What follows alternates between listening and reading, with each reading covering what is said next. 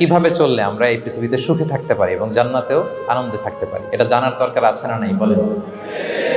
সুখ বিষয়টা এত জরুরি, এত গুরুত্বপূর্ণ যে ইউনাইটেড নেশনের জেনারেল অ্যাসেম্বলি প্রতি বছর মার্চের 20 তারিখে দ্য ইন্টারন্যাশনাল হ্যাপিনেস ডে হিসেবে ঘোষণা করেছে, মানে আন্তর্জাতিক সুখ দিবস। কি দিবস? আন্তর্জাতিক সুখ দিবস হিসেবে ঘোষণা করেছে। এবং তারা একটা জরিপ করে যে পৃথিবীর কোন দেশের লোকেরা বেশি সুখী। তো সে জরিপে বিশ্বের সবচেয়ে সুখী দেশের তালিকায় টানা কয়েকবার যে দেশটায় নাম উঠে এসেছে সেটা হচ্ছে ফিনল্যান্ড। নাম শুনেছেন? এটা হচ্ছে নর্দার্ন ইউরোপের একটা দেশ, স্ক্যান্ডিনেভিয়ান কান্ট্রিজের একটা, ফিনল্যান্ড। সে জরিপে উঠে এসেছে যে ফিনল্যান্ডের লোকেরা নাকি বেশি সুখী। তো আজকে আমরা দেখবো কারণ কি, তাদের তো সুখের কারণ, এটা আমরা খুঁজে দেখবার চেষ্টা করব। ফিনল্যান্ডে একটা ইউনিভার্সিটি আছে, ইউনিভার্সিটি অফ হেলসিঙ্কির একজন রিসার্চার জেনিফার ডি পাওলা, সে 2টা কারণ উল্লেখ করেছে বেসিকলি, যে বারবার ফিনল্যান্ডের নাম উঠে আসছে কেন, কেন তারা সুখী। তো প্রথম যে কারণটি সে আইডেন্টিফাই করেছে সেটা হচ্ছে তাদের হেলদি লাইফস্টাইল।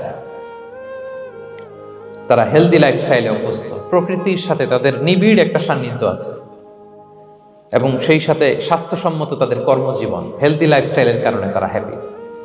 তা আমি খুঁজে দেখলাম যে এখন ফিনল্যান্ডের লোকেরা হেলদি লাইফস্টাইলের কথা বলে, যেটা বিষ্ণু ইসলাম 1500 বছর আগেই আমাদেরকে জানিয়ে গিয়েছে, ঠিক কিনা বলেন? আপনি যদি বিষ্ণু ইসলামের বায়োগ্রাফি একটু চেক করেন, দেখবেন যে কতটা অর্গানিক লাইফ বিষ্ণু ইসলাম লিড করেছেন। প্রকৃতির সাথে বিষ্ণু ইসলামের সম্পর্ক যে কতটা নিবিড় ছিল আপনি শুনলে অবাক হবেন। ওনার শৈশবের দিকে যদি আমরা তাকাই, আমরা দেখব যে তিনি মক্কায় জন্মেছেন ঠিকই, কিন্তু মক্কায় বড় হননি, বড় হয়েছেন বনু সাদে। জানেন আপনারা? হালিমাতু সাদিয়া দুধ পান করানোর জন্য মক্কা থেকে বিষ্ণু ইসলামকে সেই তায়েফ পেরিয়ে আরো 70-80 কিলো দূরে বনু সাদ, যেখানে ধুধুমরু প্রান্ত, সুবিশাল আকাশ, বিস্তীর্ণ জমিন, বড় বড় পাহাড়, এরকম একটা মরুপল্লীতে বিষ্ণু ইসলামের শৈশব কেটেছে। দেখেন প্রকৃতির সাথে বিষ্ণু ইসলামের জীবনের কতটা নিবিড় সান্নিধ্য ছিল, কতটা সুনিবিড় সম্পর্ক ছিল।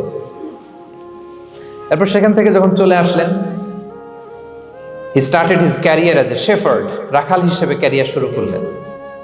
পাহাড়ি উপত্যকা মাড়িয়ে তিনি ছাগল চড়াতেন, মেষ চড়াতেন। পৃথিবীর সব নবীরা ছাগল চড়িয়েছেন। মরুভূমির রুক্ষ পরিবেশ মাড়িয়ে মরু ঝড় সাইমুনকে মোকাবেলা করে তিনি কাফেলা নিয়ে এদিক থেকে ওইদিকে যেতেন। 27টা যুদ্ধে সরাসরি নেতৃত্ব দিয়েছেন। আল্লাহু আকবার।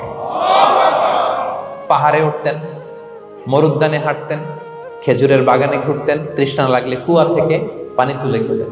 এর চেয়ে অর্গানিক লাইফ আর হতে পারে ভাই? আওয়াজ করে বলেন, হতে পারে? ইভেন যেখানে ঘরের ভেতরে ঘুমাতেন, ঘরটাও ছিল খেজুর পাতার ছাউনি দিয়ে, খেজুরের পাতা, ডাল, ছোবড়া, এগুলো দিয়ে বালিশ, তোষক, জাজিম বানিয়ে শুতেন। আর সবসময় অর্গানিক খাবার খেতেন। সুবহানাল্লাহ। তাহলে ফিনল্যান্ডের লোকেরা সবচেয়ে বেশি সুখী তাদের হেলদি লাইফস্টাইলের কারণে, প্রকৃতির সাথে নিবিড় সম্পর্ক। কিন্তু বিষ্ণু ইসলাম এই ঘটনা ঘটার 1500 বছর আগেই জানিয়ে গিয়েছেন যে হেলদি লাইফস্টাইলের কোনো বিকল্প নেই। পুরো লাইফটাই ছিল ওনার হেলদি, অর্গানিক। সুবহানাল্লাহ।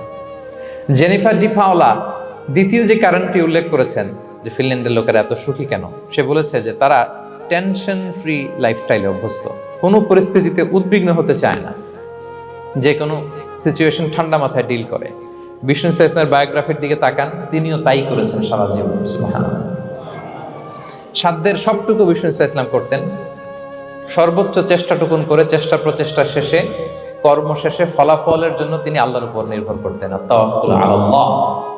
উদ্বিগ্ন হতেন না, মাথা ঠান্ডা রেখে সিচুয়েশন ডিল করতেন। এর কারণ আমাদের জীবনে এমন অনেক কিছু ঘটে যায় যেটার উপর আমাদের কোনো হাত থাকে না।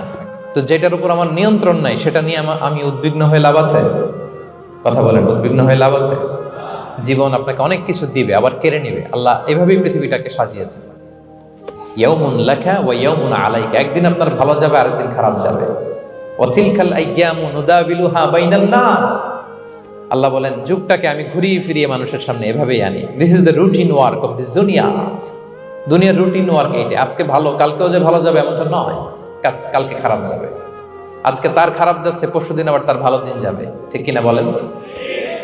অন্য এক সূরায় আল্লাহ তাআলা বলেছেন ফাইন্না মাআল উসরি ইউসরা, নিশ্চয়ই কষ্টের সাথে আছে স্বস্তি। আজীবন মানুষ কষ্টে থাকে না, দুঃখের পরে থাকে সুখ, দুঃখের পরে কি থাকে? সুখ থাকে। এজন্য উদ্বিগ্ন হওয়া যাবে না। বিষ্ণু ইসলামের জীবনী থেকেও আমরা এটাই শিখি, উদ্বিগ্ন হওয়া যাবে না। তিনি বলতেন ওয়ালাম আন্নামা আসাবাকা লাম ইয়াকুন লিয়ুখতিআক ওয়া মা আখতাআকা লাম ইয়াকুন লিয়ুসিবাক রুফিআতিল আকলাম ওয়া জাফফাতিস সুহুফ। ওনার কাজিন আব্দুল্লাহকে ডেকে বললেন, আব্দুল্লাহ, যেটা তুমি পাওয়ার সেটা তুমিই পাবা, কোনোদিন মিস হবে না। এটা তোমার, যেটা তোমার হওয়ার কথা ছিল এটা তুমি পাবাই, এটা মিস হবে না। আর যেটা তোমার নসিবে নাই, যেটা তুমি পাবা না, গোটা বিশ্বের সব ক্ষমতাকে হাতের মুঠোয় আনলেও সেটার দেখা তুমি পাবে না। তো এই জন্য উদ্বিগ্ন হয়ে লাভ আছে বলেন না। আমরা আমাদের সর্বোচ্চ চেষ্টাটুকুন করব, তারপর ফলাফলের জন্য আমরা ভরসা রাখবো, নির্ভর করব একজন সত্তার উপর। আওয়াজ করে বলেন তো, তিনি কে? আমরা আল্লাহর উপর ভরসা রাখবো। তাহলে ফিনল্যান্ডের লোকেরা এই যে হ্যাপি হয়ে খুব বেশি খুশি, এত বেশি খুশি হওয়ার কিছু নাই। এগুলো আগে থেকে আমরা জানি, কি বলেন? জানি না আমরা? জাস্ট একটু প্র্যাকটিস করে নিজের জীবনের সাথে মানিয়ে নিতে হবে। সম্মানিত সুধী, আপনি যদি কোরআনকে জিজ্ঞেস করেন যে what is the Quranic formula of happy life, সুখে শান্তিতে থাকার জন্য কোরআনিক ফর্মুলাটা কি, কিভাবে আমরা সুখী সমৃদ্ধ জীবন পেতে পারি, কোরআন আপনাকে দুইটা জিনিসের কথা বলে। নাম্বার 1 হচ্ছে ফেইথ, নাম্বার 2 হচ্ছে গুড ডিড। আই রিপিট, আমি আবারও বলছি, নাম্বার 1 ফেইথ, বিশ্বাস, আল্লাহর উপর অগাধ বিশ্বাস এবং আস্থা। 2 নম্বর হচ্ছে গুড ডিড, মানে সৎকর্ম, নেক আমল। যার মধ্যে এই দুইটা থাকবে তাকে সুখী সমৃদ্ধ জীবন দান করবে কে? Faith and good deed will be happy in your life, for the sure I am telling you. এই দুইটা যদি এনশিওর করতে পারেন, আপনাকে সুখী সমৃদ্ধ জীবন দিবে কে?